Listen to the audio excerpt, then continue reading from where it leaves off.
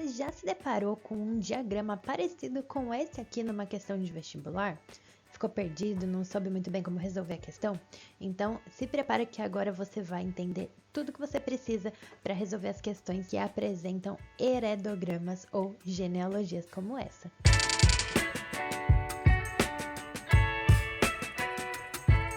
Para você que não me conhece, eu sou a professora Pamela e hoje eu trouxe mais uma aulinha de genética para você poder arrasar no vestibular.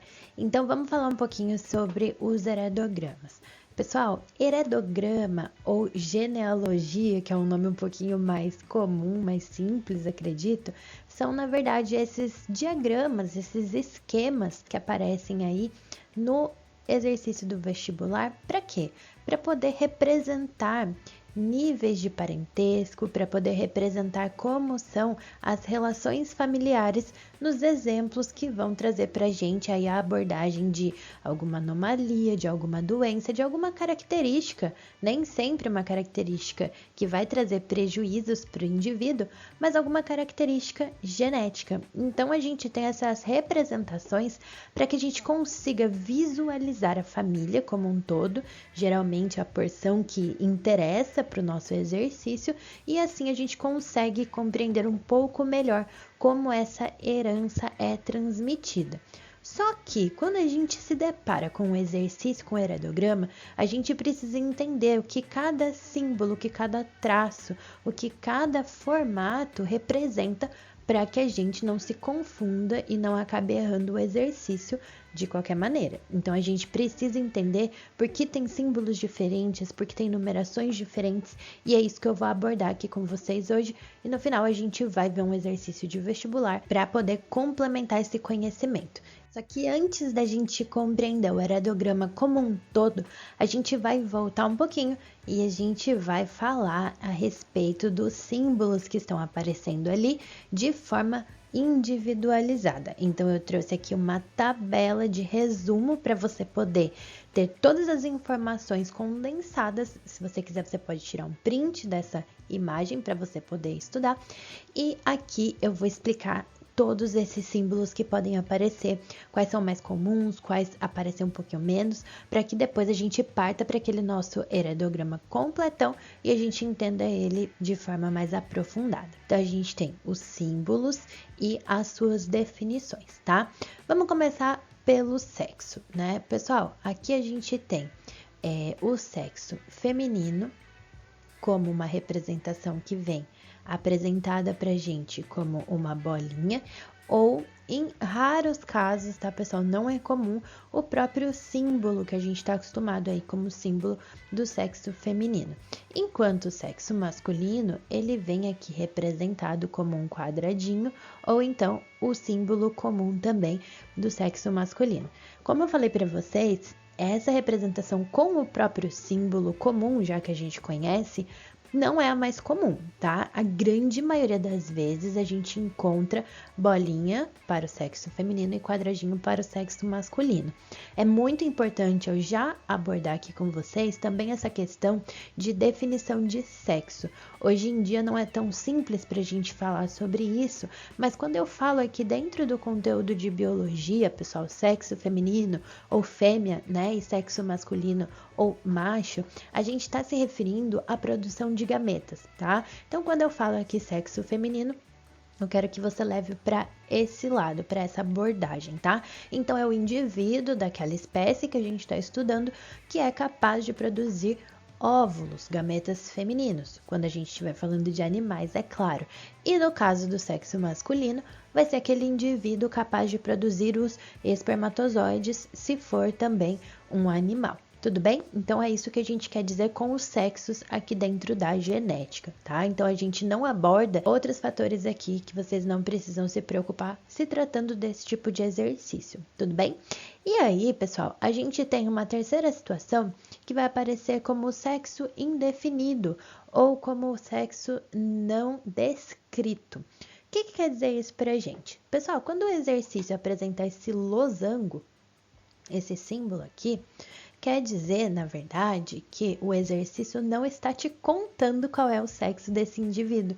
Então, por alguma razão, isso está sendo escondido da gente ali na atividade, tá? Então, ou a gente vai descobrir essa característica por meio de alguma informação do exercício ou com base no nosso conhecimento prévio que a gente estudou ali para estar no vestibular, ou então é porque essa informação não vai ser relevante ali para o nosso exercício, tá? Então vai ser um desses dois casos. Não é muito comum de aparecer esse símbolo, tá? Aparece em poucos exercícios, mas é importante você entender para não ficar perdido aí na hora que se deparar com ele. Pessoal, nosso próximo item vai ser esse aqui, ó. Tá? Então, eu coloquei aqui como cruzamento, você também pode encontrar como casamento, tá? Mas é engraçado, né, essa denominação, porque na verdade não precisa necessariamente ser uma coisa nem outra. Por que que eu tô dizendo isso? Geralmente a gente tem essa ligação de casais, né? Ah, professora, por que que são sempre casais entre um indivíduo do sexo masculino e um do sexo feminino? Pessoal, a grande maioria dos exercícios vai trazer essa característica. Por quê? Porque na genética, o que é mais importante de tudo é a transmissão das características. Então, a gente está falando praticamente em todo o tempo de reprodução, né? Então, quando a gente considera uma reprodução sem outras interferências, uma reprodução do jeito mais comum, como ela vai acontecer, vai se dar, então, entre um cruzamento, uma relação sexual entre um indivíduo do sexo masculino e um do sexo feminino, quando a gente está falando de indivíduos que têm esses sexos separados, né? Claro que existem espécies que já apresentam os dois sexos no mesmo indivíduo, mas nos casos aqui dos heradogramas, não. Então, a gente sempre apresenta macho e fêmea por conta disso, tá, pessoal? Então, é por isso que os casais são sempre formados dessa maneira, tá? Ou pelo menos na grande maioria dos exercícios, dos exemplos. Mas por que que eu tô comentando com vocês que os dois nomes ficam meio esquisitinhos? Por quê?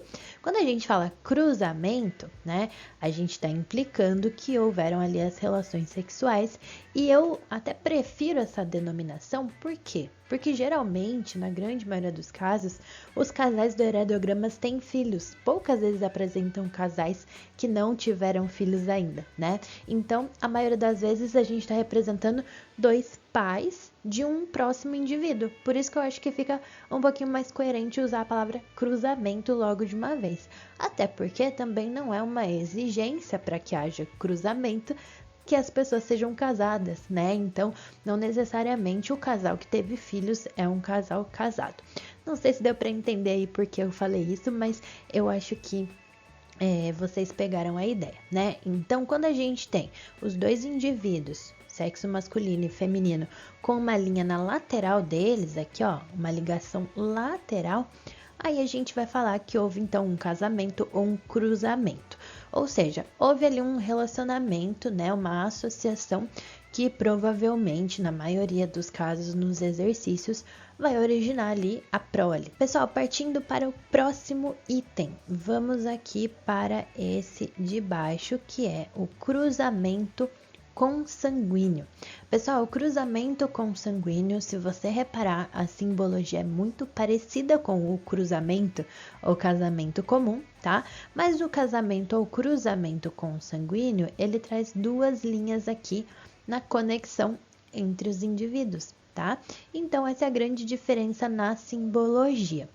Agora, na prática, pessoal, o que isso implica pra gente, tá? Você já deve ter ouvido falar alguma coisa sobre casamento entre primos, principalmente, né? Mas o que acontece? Quando a gente tem esse cruzamento ou casamento consanguíneo, é entre parentes muito próximos. Então, pais e filhos, irmãos, primos, algum caso nesse sentido. Tirando todas as questões culturais, possivelmente religiosas e afins que você possa estar considerando, quando a gente fala de biologia, de genética, a gente tem algumas questões específicas relacionadas a isso, por que que isso se torna uma problemática, tá? Então, o que acontece, pessoal? Quando a gente tem procriação entre indivíduos que são aparentados, isso é problemático, por quê? Porque esses indivíduos, por serem aparentados, eles muito provavelmente apresentam alguma similaridade genética, certo? Porque eles têm uma ancestralidade comum. Pode não ser tão imediata, mas eles vão ter um ponto de conexão, né? Que sejam avós, por exemplo, né? Então, o que acontece, pessoal? Eu sempre gosto de dar esse exemplo para os meus alunos. Imagine que eu, professora Pamela, eu tenho genes recessivos para algumas doenças, mas esses genes, eles não se manifestaram em mim. Por quê? Porque eu sou heterozigota.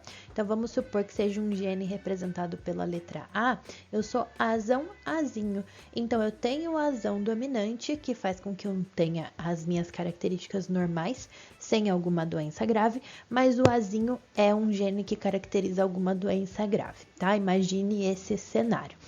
Você concorda que se eu for ter um filho com uma pessoa que não é aparentada comigo, a chance dessa pessoa ter esse mesmo azinho ali e na hora do cruzamento a gente acabar originando um indivíduo homozigoto recessivo, um azinho, essa chance é muito menor do que se eu tiver esse cruzamento com uma pessoa da minha família, certo?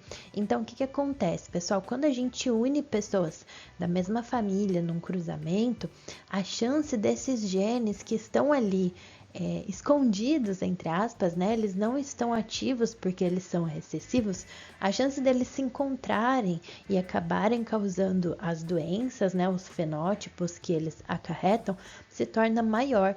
Então, acaba tendo um risco maior quando a gente une essas genéticas parecidas, tá? Então, o motivo principal aí, geneticamente falando, biologicamente falando, seria esse. Claro que podem ter outras interações, outras interferências, tá?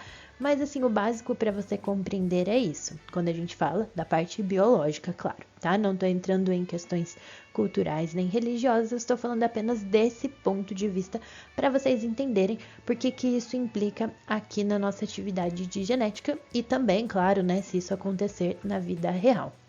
Só que aí quando a gente está interpretando um exercício de genética, a gente tem que pensar, bom, se essas pessoas ali, elas são da mesma família, né, elas vão ter essa proximidade de características. Então, isso pode interferir na nossa resolução quando a gente fala ali, né, de uma característica que está sendo transmitida pelos pais, veio dos avós e tudo mais. Então, pode sim ajudar a gente a resolver um exercício quando aparece esse tipo de situação, tá? Outra situação aqui. Nesse caso de baixo, o que eu fiz? Eu fiz um indivíduo com o desenho todo liso e um com listrinhas, tá? Esse aqui com listrinhas, ele está representando um destaque, tá? Porque vamos lá. Quando você se deparar com um exercício no vestibular, ele não vai ser coloridão como esse meu slide, tá? Eu fiz ele de colorido para te ajudar a memorizar os símbolos, mas isso não vai acontecer na atividade. Vai estar tudo de uma cor padronizada ou então de duas cores. E aí, uma dessas cores vai ser o destaque. Mas a maioria das vezes, pessoal, vai ser preto e branco. Então, por exemplo, todo mundo tá com o fundinho branco e os que estão pintadinhos de preto estão em destaque. Então, ali está a doença ou a característica, tá? Agora, quando a gente fala dessa situação aqui que eu representei, também vai acontecer em alguns exercícios. Às vezes, as pessoas que não têm a característica vêm com a corzinha toda lisa e o que tem a característica vem listradinho ou pintadinho, tá? Então, a gente vai ter essa variação. Já vou adiantar para você que os exercícios vão vir com legendas, tá bom? Para você poder compreender isso. Então, geralmente, o exercício ou traz uma legenda super clara mesmo, legenda, tá, pessoal? Naquele sentido de ter uma tabelinha do lado explicando o que é o que, ou o exercício acaba te contando isso lá no enunciado, tá? Quando o exercício não te mostrar qual que é o destaque, porque às vezes você não sabe, né? Às vezes tem mais ou menos a mesma quantidade de indivíduos de duas cores ou de lisos e listrados, né?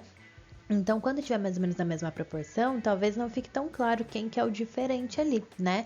Mas a gente vai ter essa informação no exercício de alguma maneira. Se não tiver, é porque o exercício quer que você descubra. Então, ele vai te dar ferramentas ou vai contar com o seu conhecimento prévio para descobrir, mas a grande maioria vai trazer sim essa informação para você, tá? Então, se eu estou estudando, por exemplo, casos de hemofilia, aí eu vou ter os lisinhos sem hemofilia e os listradinhos com hemofilia, tá? Ou cores diferentes para cada um, mas sempre sinalizando. Próximo caso aqui. Esse outro exemplo, ele também não é tão comum, tá? Ele vai aparecer em alguns casos, mas não é sempre que isso daqui está presente no heredograma. Isso aqui, pessoal, esse símbolo, eu fiz aqui um símbolo do masculino, mas poderia ser do feminino, tá? Esse símbolo que ele vem metade de cada cor, ele representa os heterozigotos. Então, como eu falei, um exemplo de azão, azinho, bezão, bezinho, tá? Algum caso assim. Só que tomem cuidado porque, como eu falei, não é sempre que essa informação vem ilustrada.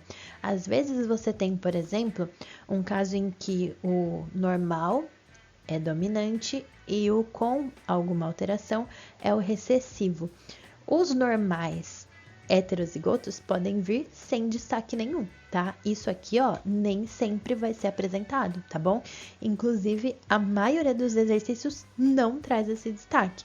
Eu trouxe aqui para vocês porque, como eu falei, caso você encontre essa simbologia, você já vai estar sabendo, mas saiba que nem sempre eles vão te contar quem é o heterozigoto, tá bom? Fique esperto. Pessoal, dando sequência, eu vou pular aqui para cima, depois eu vou falar dessas numerações para vocês.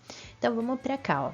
Esse símbolo aqui, ele também não é tão comum, tá? Mas ele vai aparecer em alguns casos, que é o símbolo do divórcio. Esse caso aqui é autoexplicativo, né? Então, a gente tinha um casal, esse casal provavelmente teve filhos, né? Provavelmente procriou, e aí aparece esse tracinho dividindo ali a indicação da formação do casal, que é o traço lateral, indicando o divórcio. Em alguns casos, a gente vai ter também uma outra conexão, como uma segunda esposa, um segundo esposo, né, marido. Então, a gente pode ter também essa simbologia de casais sendo demonstrados o casal anterior e o casal atual, tá? Isso pode acontecer também. Próximo item, a gente vai falar aqui dos filhos ou dos irmãos, dependendo do ponto de vista, né?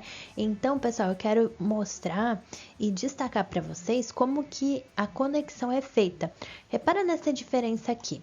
Essa moça, né, essa pessoa do sexo feminino, é irmã desse rapaz aqui do sexo masculino.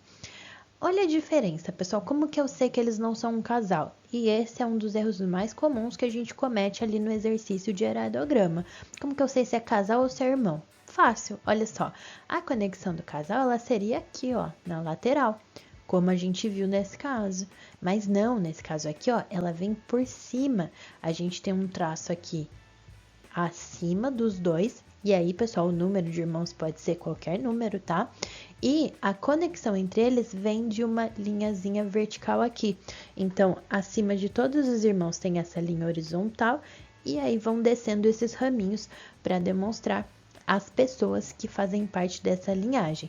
E aqui para cima, ó, a gente tem a conexão que vai ligar lá em cima no casal, que são os pais, que a gente vai ver melhor lá no heredograma completo. Agora, pessoal, e se a gente tiver casos de gêmeos? Que também pode acontecer, né? A gente vai ter ali duas situações com gêmeos. Os gêmeos dizigóticos e os gêmeos monozigóticos. Pessoal, primeiro de tudo, reparem na diferença entre irmãos não gêmeos e irmãos que são gêmeos. Os gêmeos, eles têm essa linha de cima que vai conectá-los aos seus pais numa diagonal. Então, ela não vem retinha assim, ó, igual a gente vê em uma irmandade comum. A gente tem essa linha na diagonal aqui, ó, tá? Nos dois casos. E aí, elas se unem para fazer a conexão com os pais acima. Só que agora, e a diferença entre dizigóticos e monozigóticos? Antes da gente entender o símbolo, vamos relembrar o que é cada um? Pessoal, gêmeos dizigóticos são aqueles gêmeos que a gente também chama de gêmeos não idênticos, tá? Ou gêmeos fraternos. Pessoal, esses gêmeos aqui, eles podem ser do mesmo sexo ou não, Mas independente disso, a gente precisa lembrar que eles não são clones, como os idênticos são.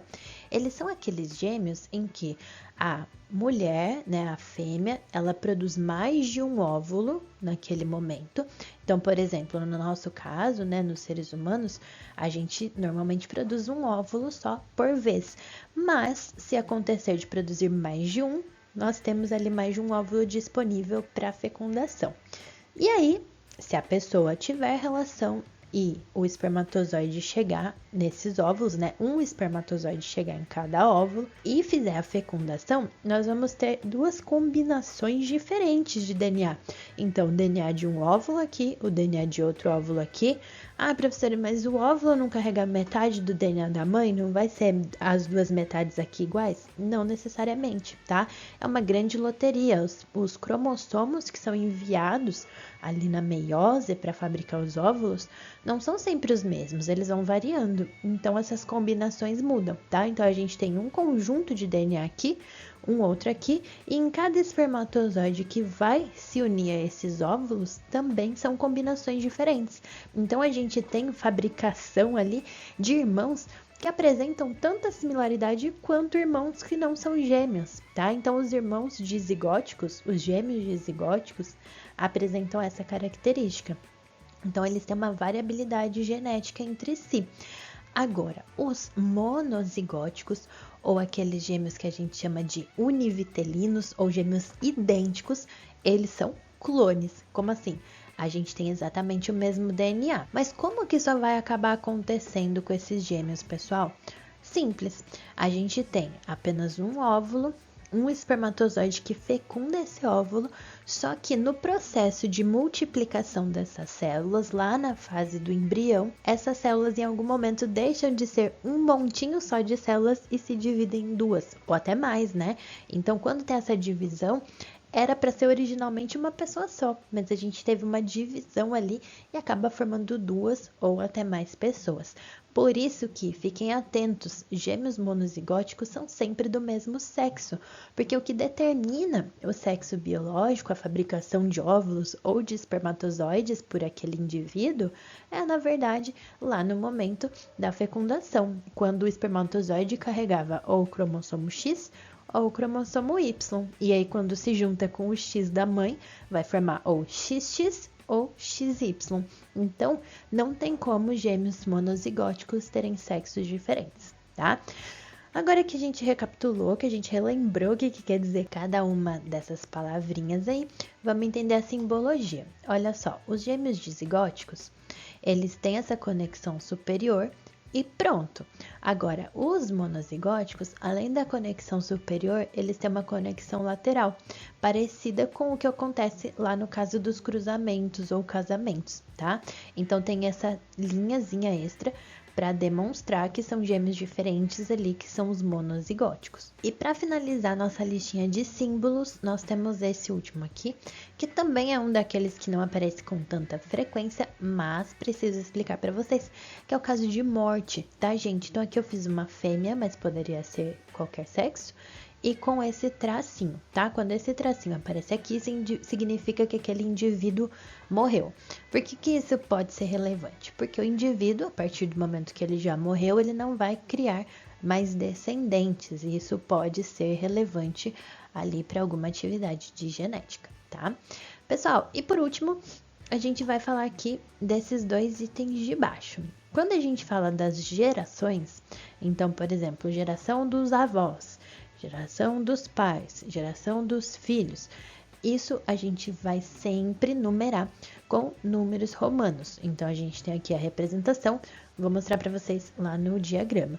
E quando a gente quer numerar os indivíduos, então, mãe, pai, avô, avó, filho, filho, filha, a gente tem essa numeração arábica aqui. Vamos então entender o nosso exemplo que eu mostrei lá no primeiro slide para vocês.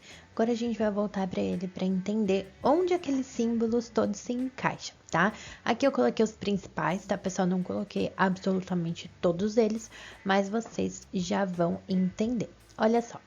Então, vamos começar aqui pela questão das gerações que eu falei para vocês. Então, ó, geração 1, geração 2 e geração 3. Pessoal, é muito importante entender que as gerações elas ficam alinhadas. Olha só, é como se fosse uma linha mesmo. 1, 2 e a 3, tá?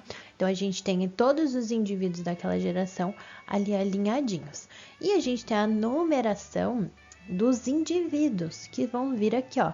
Ou esse número vem dentro do símbolo, ou ele vem abaixo ou acima, tá? Pode aparecer das duas maneiras. Então, ó, indivíduo 1, 2, 3, 4 e 5. Então, se eu precisar falar, por exemplo, do indivíduo 4 da geração 1, eu vou marcar assim, ó, pessoal. 1.4, tá? Ah, eu quero falar dessa pessoa aqui, ó.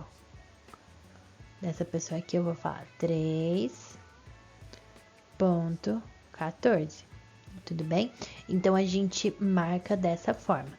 Agora, vamos lá. Essa numeração, se você observar aqui, a gente tem uma numeração contínua. A gente vai até o indivíduo 5 na primeira geração, e na segunda geração a gente começa com o 6, vai até o 12, depois a gente tem na terceira geração do 13 ao 15.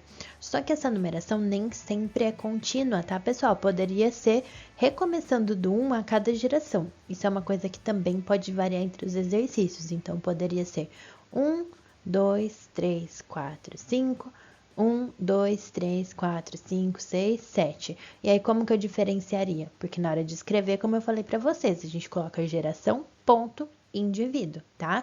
Então, pode aparecer das duas maneiras. Agora, vamos para os símbolos, pessoal. Olha só. Indivíduo do sexo masculino casou ou somente procriou com essa pessoa 2 aqui, ó. E também teve um outro caso de cruzamento aqui, tá? Então, aqui a gente observa um indivíduo que teve 2 casamentos diferentes ou cruzamentos com pessoas diferentes, tá?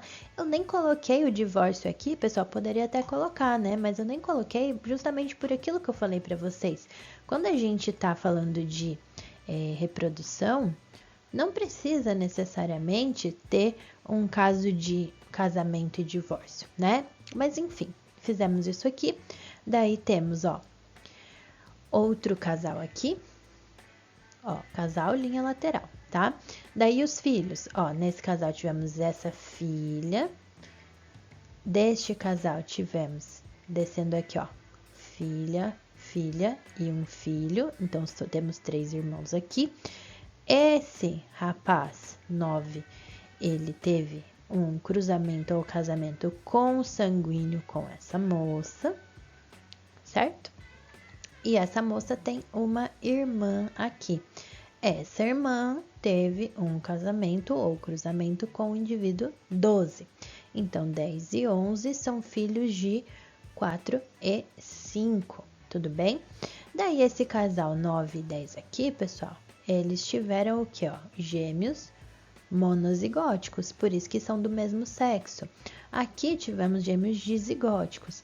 Ah, professora, mas o dizigótico não pode ser do mesmo sexo? Pode sim, tá? Aqui eu fiz como diferentes, mas poderia ser. Então, a gente precisa ficar muito atento ao que a gente tá demonstrando aqui nas simbologias dos quadrados e bolinhas, principalmente, e também das linhas, tá? Então, linha lateral, geralmente aqui cruzamento ou casamento, exceto no caso dos gêmeos, e quando a linha vem de cima, significa uma filiação, tá? Significa que são os filhos daqueles indivíduos que estão acima, tá? Então, pessoal, por exemplo, ó, se nesse caso é um casamento consanguíneo, aqui pode existir um parentesco. Então, se eu subisse mais essa minha árvore genealógica, eu poderia ter um caso em que 3 e 4 aqui fossem irmãos, por exemplo, tá? Mas isso, o exercício, ele vai te mostrar famílias de tamanhos variados, tá? Ele vai mostrar o que interessa ali para a resolução. Agora, outro fator importante, pessoal. Nesse meu heradograma, nós temos 2 cores, a cor de rosa e o preto para fazer a simbologia. Nesse caso aqui, eu vou dizer que a característica de estudo é a característica que está em preto. Pessoal, pode ser uma característica qualquer ou uma doença, tá? Tanto faz. E aí, o que eu queria trazer para vocês de uma informação que é muito legal e muito importante para você resolver exercícios. Algo que eu já falei em shorts, em outros vídeos aí, que é o caso de você procurar o heterozigoto, tá? Pessoal, o que acontece? Claro que nós temos exercícios que eles vão apresentar outro tipo de herança, tá? Não aquela herança simples da primeira lei de Mendel, mas a maioria dos estudos vai se basear naquilo, né? A não ser quando eu estou estudando uma outra forma de transmissão hereditária. Mas se for um caso daquele, uma herança autossômica, né? Uma herança que está em qualquer cromossomo que não seja os cromossomos sexuais, ela vai poder dar uma dica pra gente de como descobrir quem é dominante e quem é recessivo.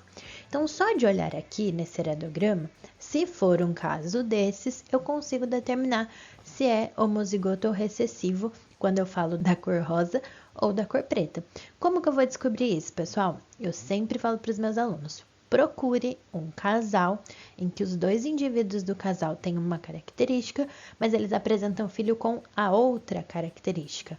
Onde que eu encontro isso? Aqui, ó, casal. Os dois estão com a cor rosa e tiveram uma filha que está com a cor preta. Pessoal, nesse caso aqui, nós temos a informação de que a filha é homozigota recessiva e os pais são heterozigotos. Vou até escrever aqui para vocês. Então, essa filha é azinho, azinho, e os pais são azão, azinho. Ah, professora, como que você sabe disso? Porque, gente, se os dois pais têm uma característica que difere da filha, como que essa filha saiu com essa característica? Porque, olha só, os dois eram portadores. Lembra que eu falei do heterozigoto? Se esse caso aqui fosse um exemplo que mostra aquela diagramação que fica o quadradinho e a bolinha dividida ao meio, mostraria sim. Mas como a maioria dos exercícios não traz isso, eu não quis colocar aqui para vocês, tá? Como quero o cruzamento desse casal aqui, ó. Só vou tentar fazer retinho, hein? Olha lá. Azão, azinho com azão, azinho. Uma opção vai ser azão, azão. A outra, azão, azinho. A outra, azão, azinho. E a última, 25% de chance de ser azinho, azinho. Esse caso, pessoal, vai ser um caso assim, a não ser que seja outro tipo de herança. Ah, professor, mas e se eu me confundir na hora não lembrar? Faça tentativa e erro, tá? Por que que eu digo isso? Porque se for o contrário, não vai dar certo. Vou mostrar pra vocês. Vamos supor, então, que eu acho que, na verdade, quem é dominante é a cor preta, tá? Então, ela é azão. Você lembra que o dominante, ele pode ser de duas formas, ó. Ele pode ser azão, azão, homozigoto, né? Ou heterozigoto, portador. Então, eu sei que essa pessoa, ela é, pelo menos, portadora de um azão. Só que beleza, se o preto for o dominante no meu raciocínio aqui, o rosa teria que ser o recessivo. Só que para ele apresentar a característica que torna ele rosa, né, o fenótipo, ele teria que ser um duplo recessivo. E como que isso vai ocorrer, pessoal? Azinho, azinho, ó. Só que como que azinho, azinho aqui saiu uma filha azão? Não tem como, né? Então, esse caso não é possível. Apenas o inverso, quando a gente tem pais heterozigotos e aí sim, ó, a filha recessiva, tá? Aí dá tudo certo. E pra gente finalizar, vamos fazer um exercício e ver como que essas informações vão aparecer pra gente lá no vestibular, tá? Peguei um exemplo, claro que vão ter variações, tá? Mas só pra vocês compreenderem um pouquinho mais. Então, vamos lá, ó. Em aconselhamentos genéticos, um dos recursos utilizados é a elaboração de heredogramas, como este. E aí, a gente tem o heredograma sendo representado aqui do ladinho. É incorreto afirmar que a análise do heredograma pode... Vamos lá, então a gente quer a opção incorreta. A. Determinar o provável padrão de herança de uma doença. Pessoal, acabamos de falar disso, né? Então, sim, a gente consegue sim usar o heredograma para determinar o tipo da doença. E se a gente observar, olha só um casal aqui com uma característica, que nesse caso a legenda está nos contando que são os normais, né? Ou seja, não afetados por aquela alteração, e uma filha afetada. Então, ó, pais dominantes heterozigotos, filha homozigota recessiva. Então, a gente já pode achar aqui que não é a incorreta, tá tudo certo, né? A B, ilustrar as relações entre membros de uma família. Claro, pessoal, o heredograma é para isso, ó. Casal aqui, os seus filhos aqui para baixo, casamento ou cruzamento, seus filhos, né? Então a gente consegue sim observar esses padrões. C. Prever a frequência de uma doença genética em uma população. Será, pessoal? Não, porque o heredograma ele vai mostrar apenas uma família. Então, naquela família, a característica pode aparecer ou não e aparecer com frequências variadas, mas isso não quer dizer que todas as famílias de uma população inteira vão ter exatamente o mesmo padrão, né? Então já descobrimos aqui que é a alternativa C, mas vamos falar da D só para a gente compreender.